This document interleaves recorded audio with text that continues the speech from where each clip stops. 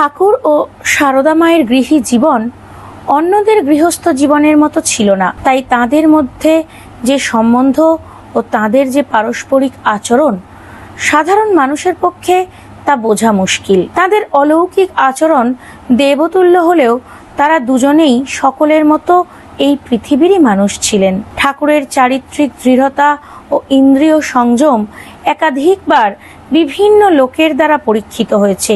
কখনো মথুরবাবু স্বয়ং, কখনো বা ভৈরবী ব্রাহ্মণী তাকে পরীক্ষা করে দেখে নিয়েছেন এবং তাদের সকলেরই একই জ্ঞান হয়েছে। কিন্তু সাধ্বী স্ত্রীর চরিত্রের সংযম স্বামী স্বয়ং না জানালে লোকের পক্ষে তা জানা সম্ভব নয়।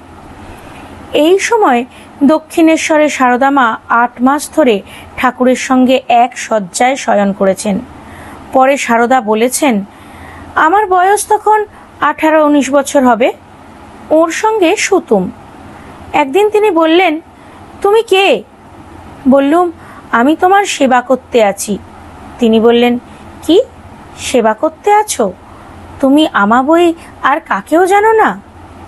না, আর কাকেও জানি না। আর কাকেও জানো না? না। কাকেও না? না। এই সময় প্রায় সমস্ত রাত ঠাকুরের মন উচ্চ ভাবের ভূমিতে বিচরণ করত।